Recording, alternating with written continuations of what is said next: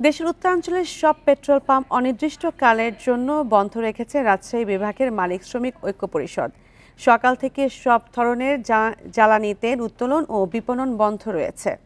মঙ্গলবার রাতে পাম্প মালিক ও শ্রমিকদের সংগঠন ও কর্মসূচি ঘোষণা করেছে। বিনা নোটিশে সড়ক ও জনপদ বিভাগের আকস্মিক উচ্ছেদ অভিযান চালিয়ে দাবি পাম্প মালিক ও শ্রমিকদের। এতে পেট্রোল পাম্প মালিকদের মধ্যে চরম হতাশা ও ক্ষোভ সৃষ্টি হয়েছে। তাই এ বিষয়ে সরকারের সুস্পষ্ট নির্দেশনা চান তারা।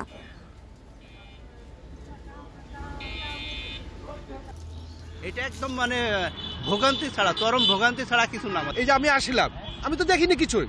আমি স্বাভাবিকভাবে আসছি পাম্পের তেল নিতে, তেল নেই। কালকে 3-4টা পাম্প ভেঙে দিছে এবং ভেঙে দেওয়ার পরে দেখেন আমাদেরকে এই পাম্প বন্ধ করতে বাধ্য করছে। যতক্ষণ পর্যন্ত এই রোডস অ্যান্ড হাইওয়ে গেজেট বাতিল করা না হবে, পূর্বের ন্যায় যেভাবে টাকা নিত আমাদের কাছ থেকে সরকার, সেই অনুযায়ী আমাদেরকে ব্যবস্থা করতে হবে।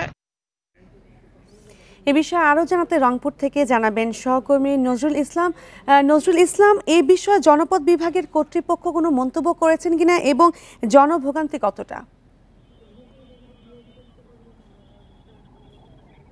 আসলে আমি যে জনভোগান্তি নিয়েই শুরু করতে চাই। কারণটা হচ্ছে যে গতকাল রাত থেকে কিন্তু এই ঘোষণার পরে আমরা দেখেছি যে আজকে সকালে কিন্তু বিভিন্ন পাম্পে কিন্তু বিভিন্ন ধরনের মোটরসাইকেল এবং যানবাহন কিন্তু তারা তেল নিতে এসেছিলেন।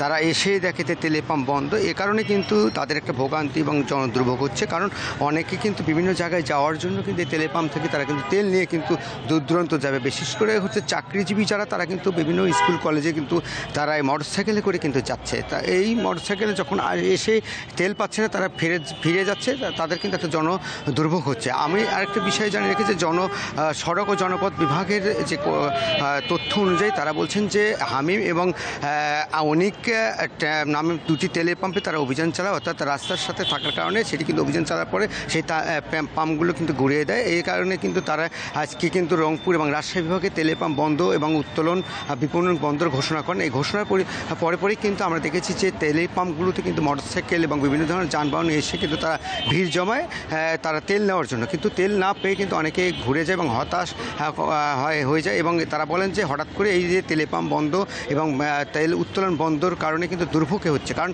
এই তেল দিয়ে কিন্তু অনেকে কিন্তু জমি চাষ থেকে আরম্ভ করে বিভিন্ন ধরনের কিন্তু তারা ফসলাদি কিন্তু চাষাবাদ করছেন। কারণ এখান থেকে ডিজেল এবং পেট্রোল গিয়ে কিন্তু সেখানে মেশিন চালাচ্ছেন, বিভিন্ন ধরনের কিন্তু যান্ত্রিক যে অর্থাৎ তেল যান্ত্রিক যেসব মেশিন রয়েছে সেটি কিন্তু চালাচ্ছেন। তারপরে কিন্তু সেটি বন্ধ থাকার কারণে কিন্তু এটি মানুষের দুর্ভোগ তো নিশ্চয়ই হবে। এটি কিন্তু কতদিন থাকবে এটিও কিন্তু আসলে বলা যাচ্ছে না, যেহেতু অনির্দিষ্টকালের জন্য এই তারা তেলের পাম্প বন্ধ ঘোষণা দিয়েছেন। এই অনির্দিষ্টকাল আসলে কত দিন থাকতে পারে এবং কত ঘন্টা থাকতে পারে এটি কিন্তু কেউ এখন পর্যন্ত জানছে না। আপনি নিশ্চয়ই দেখছেন যে এখানে কিন্তু অনেক কর্মী কিন্তু তারা কিন্তু বসে রয়েছেন, তারা কিন্তু তার কাজ সেরে কিন্তু বসে আছেন এবং গাড়ি দাঁড়িয়ে রেখেছেন। আমরা একটু আগে কিন্তু গিয়েছিলাম কয়েকটি অর্থাৎ টার্মিনালগুলোতে বাস ট্রাক যেখানে চলাচল করছে, সেখানেও গিয়ে কিন্তু আমরা দেখেছি একই দৃশ্য। তারাও একই কথা বলছেন যে গতকাল রাতে তারা কিন্তু তেল নিতে পারেননি, কিন্তু আজকে তারা তেল নিয়ে বিভিন্ন গন্তব্যস্থানে যাবেন, কিন্তু সে তেল না থাকার কারণে কিন্তু তারা যেতে পারছেন না।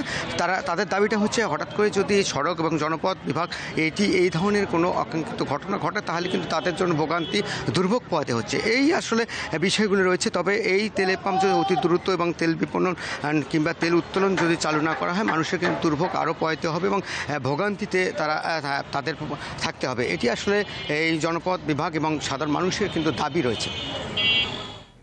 রংপুর থেকে জানাচ্ছিলেন সহকর্মী নজরুল ইসলাম।